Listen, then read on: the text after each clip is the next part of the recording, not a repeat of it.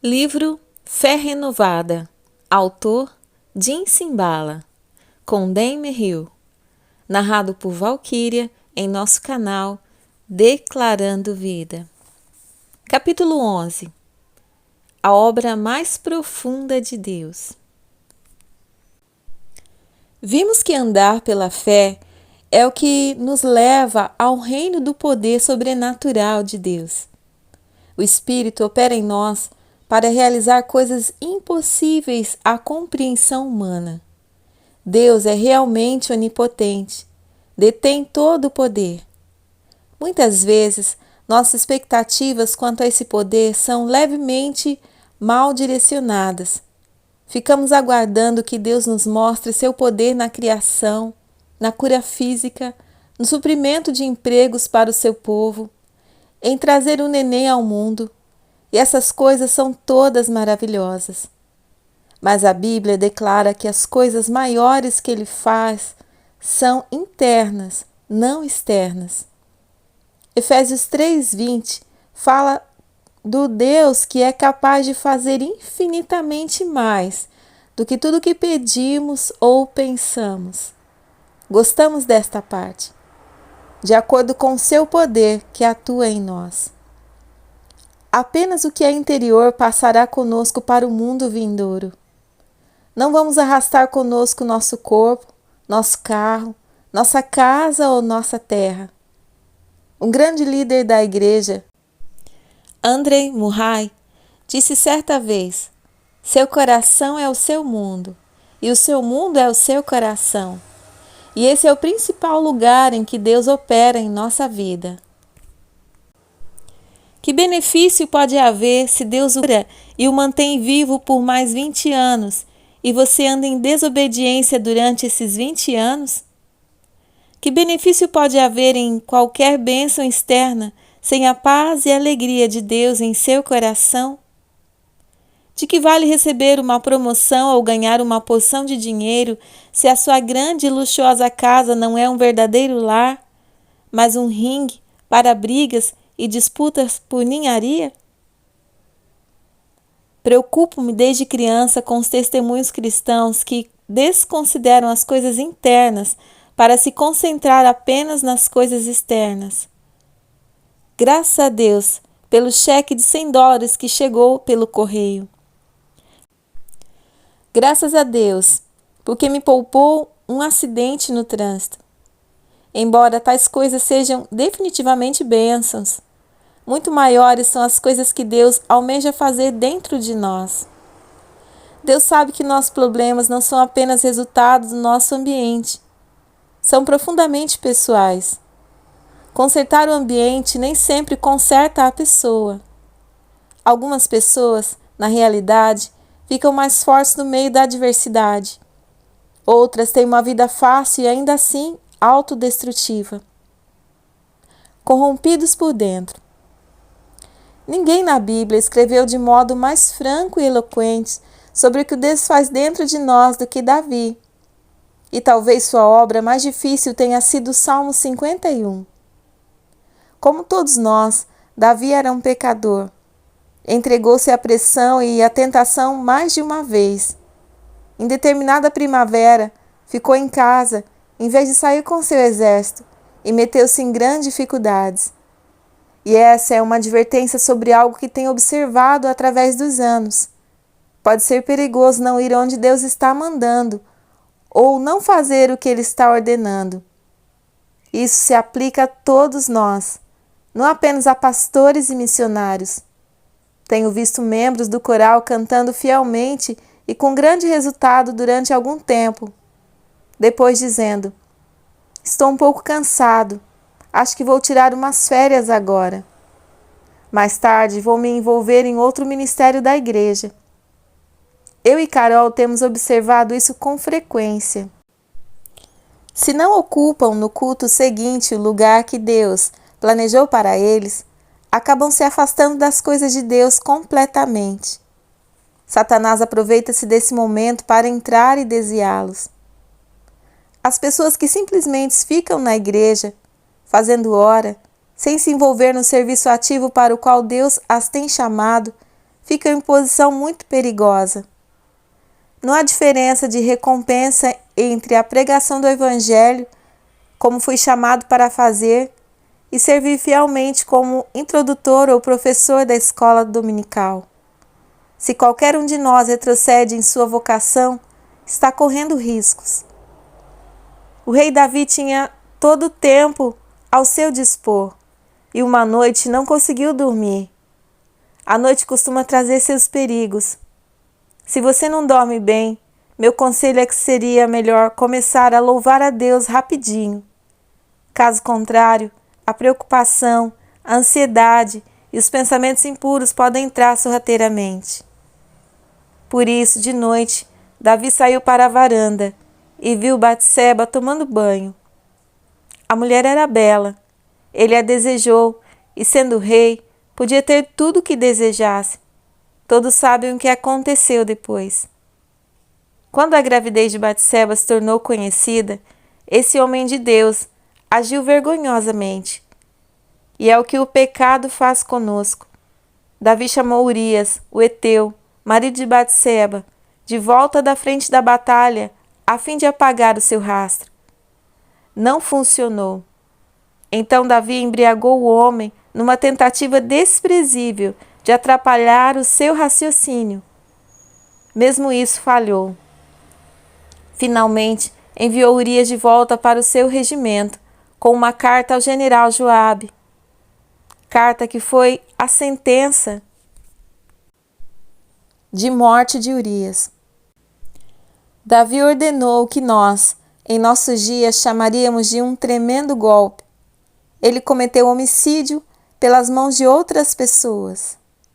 Tudo ficou encoberto, Davi pensou.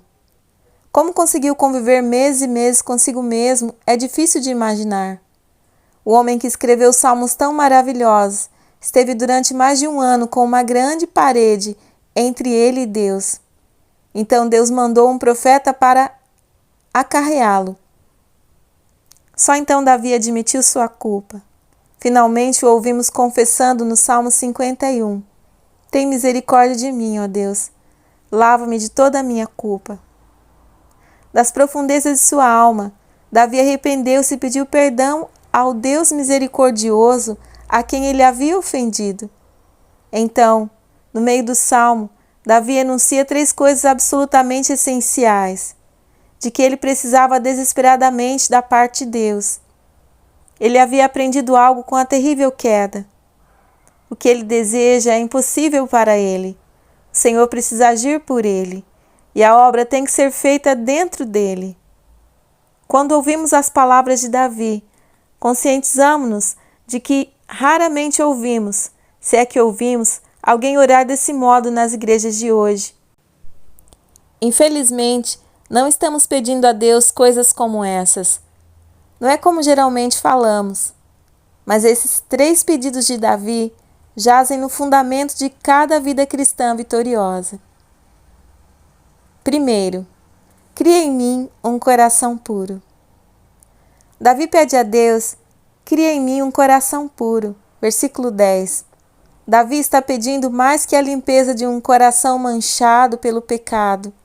Já havia pedido purificação. Versículo 2 e 7. Agora vai mais longe. Quer que Deus comece tudo de novo e crie um coração novo em folha, que seja puro no seu âmago.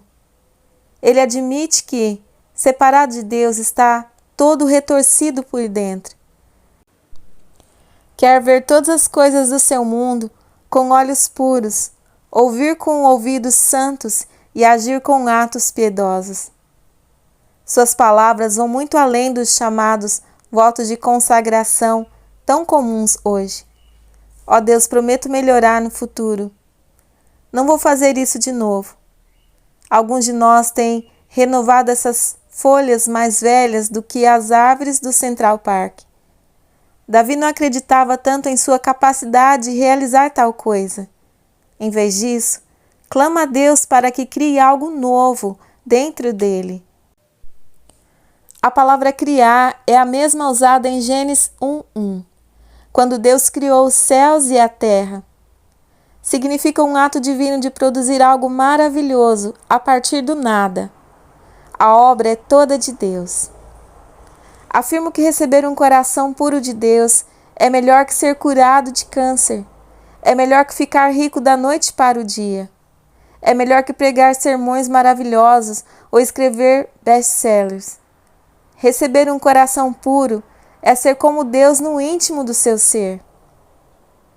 Segundo, renova dentro de mim um espírito estável. A segunda reivindicação de Davi é pela estabilidade de Deus na vida espiritual cotidiana. Renova dentro de mim um espírito estável. Versículo 10. Todos conhecemos a situação de estar por cima um dia e por baixo no outro, de ler as Escrituras todos os dias durante uma semana e depois mal olhar para a Bíblia na semana seguinte, subindo e descendo como um elevador. A palavra hebraica estável significa firme, forte, ereto, irremovível. O que Davi está pedindo a Deus é uma obra da graça dentro dele, que o mantenha longe do padrão cai e levanta, vai e vem. Há muitas vidas atualmente.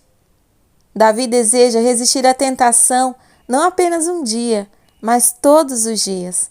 Sabe que não pode fazer isso sozinho, mas com Deus todas as coisas são possíveis. Davi sabe que foi purificado e perdoado, mas sente necessidade de algo mais, um espírito estável. Não quer ser como gelatina. Pede para que seja uma rocha. Não é o nosso desejo também? Em vez de subir e descer em nossa caminhada com Deus, ansiamos por que Deus faça por sua graça em nós a mesma obra que Davi buscou? Cremos que Deus pode fazê-lo? Jesus disse a Marta, de Betânia: não lhe falei que se você cresce veria a glória de Deus?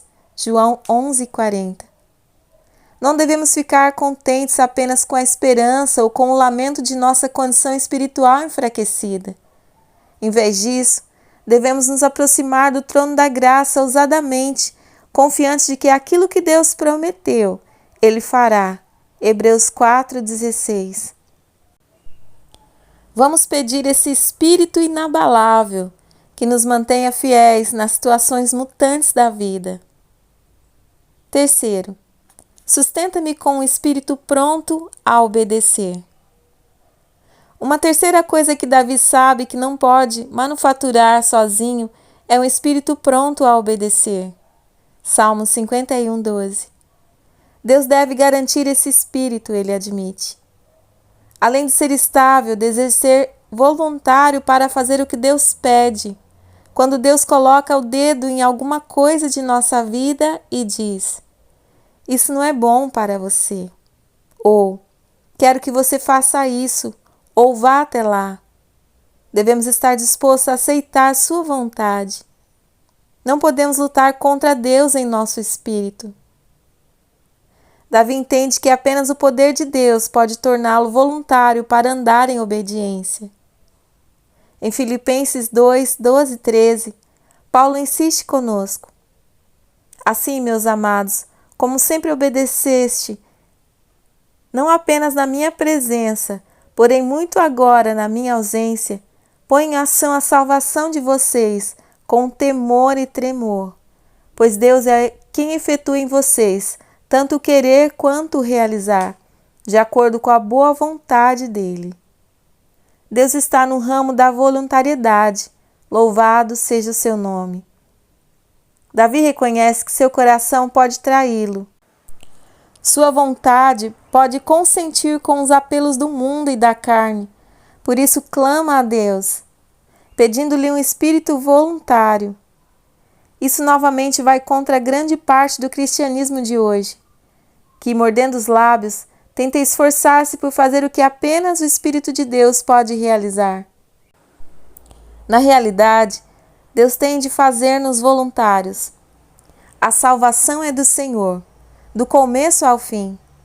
Quanto mais cedo aprendermos que podemos abandonar nossos esforços inúteis e nos jogar nos fortes braços de Deus, melhores seremos.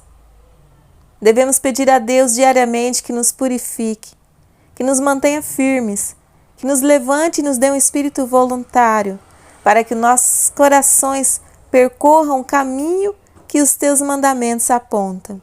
Salmo 119, 32.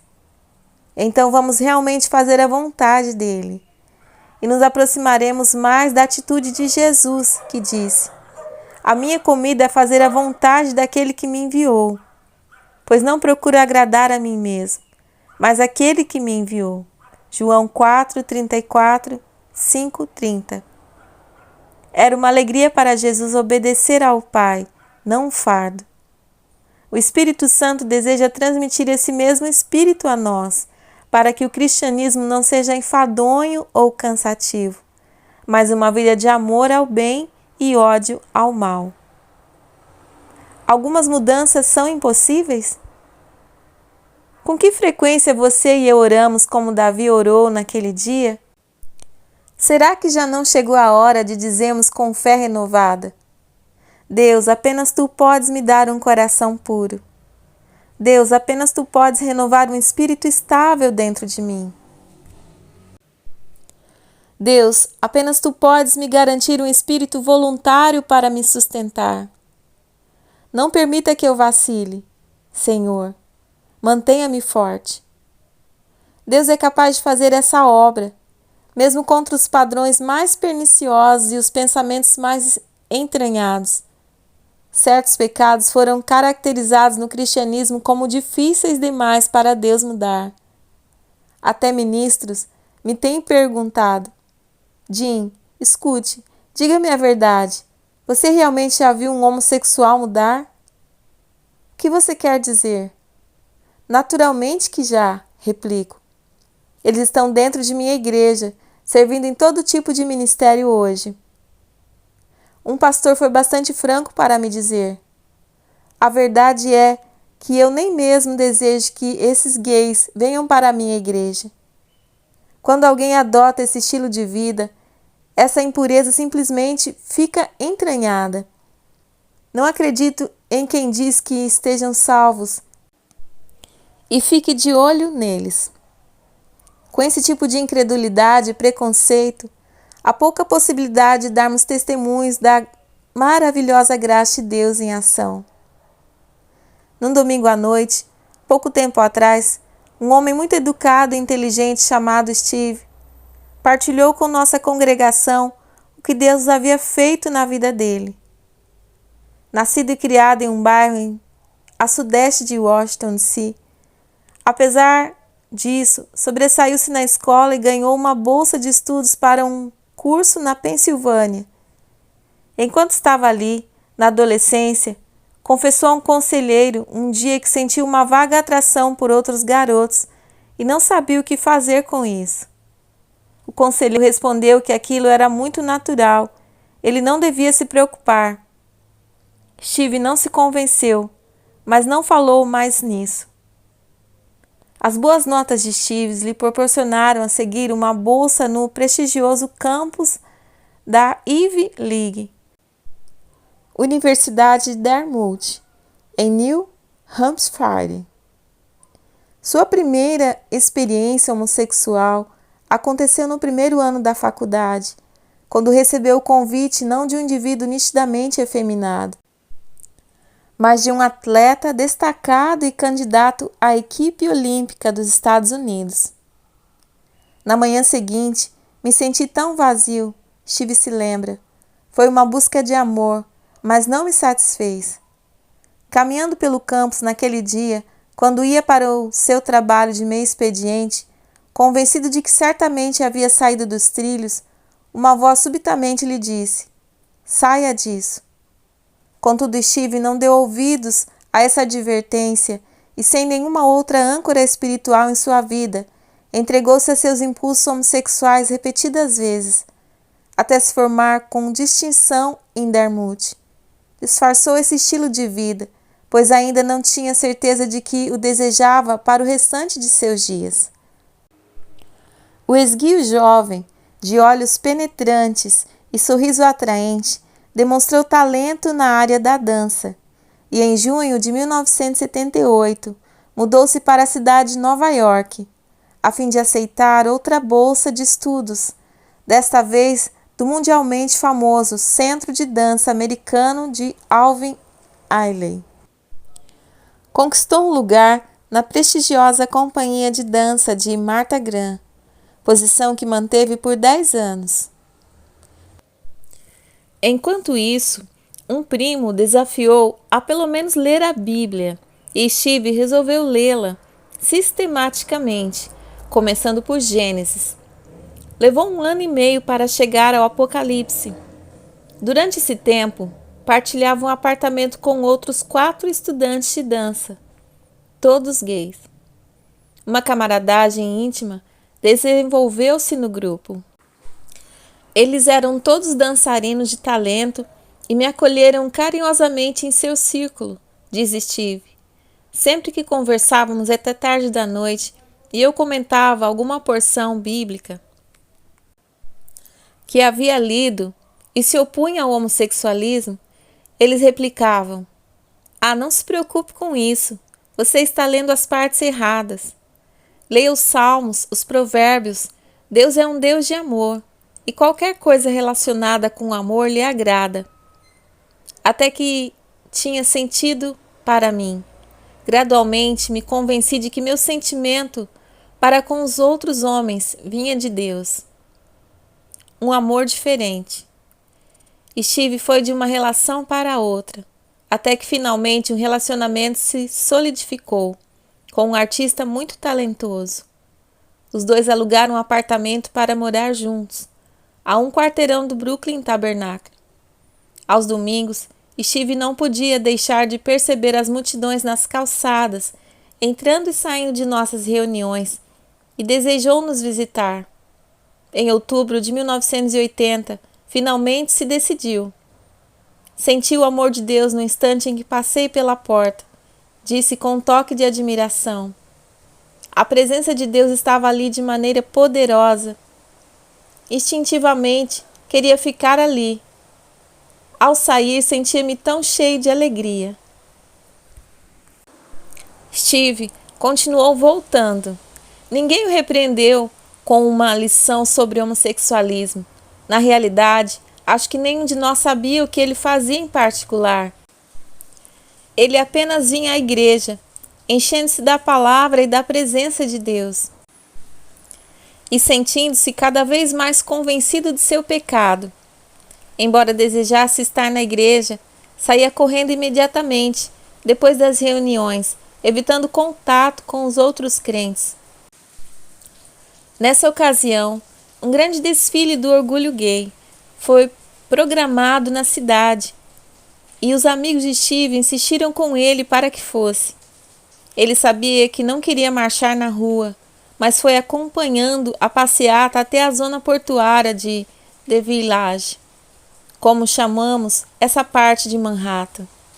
Eu observava a multidão de rapazes de braços dados e ouvia seus eloquentes discursos. Steve se lembra: "E nunca me senti tão sozinho em toda a minha vida. Alguma coisa dentro de mim perguntava: onde estarei daqui a 10 anos? Aqui celebrando o homossexualismo nas ruas? Claro que não. Deus estava poderosamente esculpindo as minhas crenças." Pouco tempo depois, após uma noitada, Steve contraiu uma enfermidade transmitida sexualmente. Isso levou ao centro de saúde dos gays para um teste. Ele se sentiu deslocado enquanto aguardava na sala de espera. "Não pertenço a isso aqui. Este não é o meu lugar, de maneira alguma." Logo, Steve estava de volta à nossa reunião de oração de terça-feira à noite, clamando a Deus em um canto da plataforma. Ele se lembra de ter orado: "Ó Deus, sei que tu me amas e reconheço que o meu comportamento moral é um pecado em minha vida. Mas tu tens de me mostrar como sair disso. Sozinho simplesmente não tenho capacidade." A luta com as emoções continuou. Não houve saída rápida do estilo de vida gay para Steve. Ele estava deprimido às vezes e perdeu muito peso. mas estava determinado a crer que Deus o mudaria por dentro. Com fé, apegou-se à promessa da libertação em Cristo. Tomou a forte decisão de parar com toda a atividade gay. Então, em um dia nublado a caminho do trabalho, no final de 1982, ele passava diante da famosa loja de departamentos Bloomingdale, na rua East 59. Quando, sem motivo aparentemente, sentiu-se liberto de sua escravidão. De repente, eu simplesmente soube que Jesus havia me libertado, conta ele. O relacionamento com seu parceiro se dissolveu e o homem saiu do apartamento. Steve juntou-se a um grupo masculino de oração, onde encontrou um encorajamento espiritual, e sua vida começou a transbordar com o Espírito Santo. Mais tarde, envolveu-se com o Ministério de Manhattan, que trabalhava com gays e lésbicas. Passagens bíblicas como Jeremias 32:27 tornaram-se vivas para ele. Eu sou o Senhor, o Deus de toda a humanidade. Há alguma coisa difícil demais para mim? Com sua eloquência para falar, Steve logo se tornou porta-voz do ministério, pregando nos campi da faculdade e nos programas cristãos de TV. Ele foi até convidado para o Sally Jesse Raphael Show, a fim de gravar um segmento chamado Sou Gay, Nasci Desse Jeito? Previsivelmente, ele acabou sendo o único ex-gay cristão no programa. E no momento que começou a falar do poder de Jesus que o havia libertado, houve um verdadeiro caos nos bastidores. O auditório berrava enquanto outros convidados descarregavam sua raiva contra Steve. Ao voltar para casa aquele dia, sentia-se triste com o acontecido. Refleti que todas as coisas que eu deveria ter dito, terminei não dizendo. Eu estava acabado. Mas logo cedo, na manhã seguinte, meu telefone me acordou. O indivíduo da Carolina do Norte disse: "Você esteve na TV na noite passada?" Sim, eu estava. Como foi que ele descobriu meu número de telefone? Jesus pode realmente fazer isso por alguém? O jovem me perguntou com uma voz prestes a chorar. Sim, ele realmente pode, respondi. Continuei explicando o evangelho para ele. Talvez as minhas palavras no dia anterior final não tivessem sido tão vazias como eu pensava. Quem poderia imaginar? Após alguns anos, Steve encontrou em nossa igreja uma bela jovem cristã chamada Desirê. Ela também tinha desejo de ministrar às pessoas com HIV e AIDS.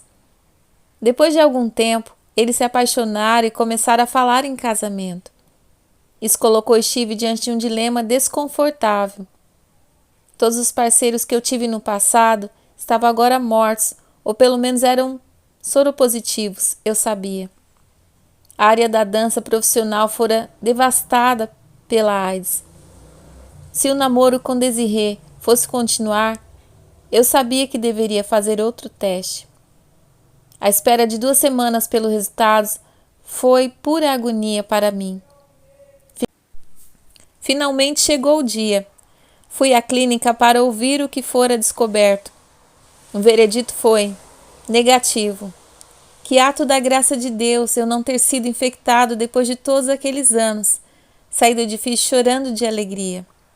Steve e Desirê casaram-se em 3 de junho de 1989. Desirê sabia tudo o que devia saber acerca de Steve e nunca recuou. Ela deixou um cargo promissor como vendedora e voltou à escola para fazer mestrado em saúde pública. Logo começaram um novo ministério em nossa igreja, um grupo de apoio em sua casa para pessoas com HIV e AIDS. Muitos foram apresentados ao Senhor e aprenderam que viver para Cristo é muito mais que simplesmente ranger os dentes e contorcer as mãos. É andar em fé e alegria de acordo com o plano de Deus, que é infinitamente melhor. Liderar o grupo também significava naturalmente enfrentar perdas. Em determinado ano, 15 membros morreram com AIDS. Mais recentemente, Steve e Desiree mudaram-se para uma cidade distante a algumas horas de Nova York, depois que ele aceitou uma cadeira de professor auxiliar em uma faculdade muito conhecida na costa leste. 2 lindas menininhas nasceram para agraciar o lar deles, como prova a mais do maravilhoso amor de Deus. A mão de Deus permanece sobre o casal e seus filhos de maneira singular. Não há nenhuma dúvida em mim de que esse homem foi transformado pelo poder de Deus. Ele me contou uma vez que, enquanto assistia à Convenção Nacional de Radialistas Religiosos em Washington, D.C., um ministro cristão aproximou-se dele durante a exposição e perguntou algumas coisas sobre o seu trabalho. Então, ele fez a Steve uma variação da mesma pergunta, tal como a que certos ministros costumam fazer, como já mencionei. Então você quer dizer que foi liberto do homossexualismo? Sim, louvado seja o Senhor. Steve respondeu com um luminoso sorriso. Foi uma coisa tremenda o que Deus fez em minha vida. O homem olhou diretamente no rosto e jogou a bomba. Eu não acredito. Com isso, voltou-lhe as costas e afastou-se, deixando Steve sem fala. Fiquei feliz por não estar lá naquele momento. Alguma coisa da natureza do Brooklyn, que ainda há em mim, teria vindo à tona. Mas uma resposta melhor para este homem digno de dó teria sido o que o apóstolo Paulo escreveu em Romanos 3:4. Que importa se alguns deles foram infiéis? A sua infidelidade anulará a fidelidade de Deus? De maneira nenhuma. Seja Deus verdadeiro e todo homem mentiroso, como está escrito, para que seja justificado nas tuas palavras e prevaleças. A graça de Deus vai além e penetra mais profundamente do que podemos imaginar. A vida de Steve é um lembrete de que Deus pode nos dar o de que realmente precisamos, um coração puro e um espírito estável e voluntário. Não importa que seu segredo seja muito profundo e negro. Não importa quantas vezes determinado pecado o derrotou. Deus pode transformar sua vida, mas tem de ser pela operação do seu Espírito Santo e não por suas fracas tentativas de fazer o melhor da próxima vez. Tudo o que Deus pede é que você traga toda essa desordem diante dele, para que ele possa começar a transformação espiritual de que precisa. Não tente ser forte sozinho, pois isso é exatamente o oposto de que é preciso fazer. Deus é sempre atraído pelos fracos. Os sacrifícios que agradam a Deus são um espírito quebrantado, um coração quebrantado e contrito. Ó Deus, não desprezarás. Salmo 51:17. Esse versículo pertence ao mesmo salmo com o qual comecei este capítulo. E se você se juntar a Davi, em sua extraordinária oração de fé, descobrirá que uma obra profunda de Deus se tornará realidade em você. Graça e paz, queridos. Obrigado por sua presença aqui em nosso canal Declarando Vida. Se inscreva em nosso canal se você não é inscrito ainda, deixe o seu like, o seu comentário e compartilhe este livro com alguém. Que seja bênção para você e bênção para outras pessoas. Um grande abraço. Fiquem com Deus.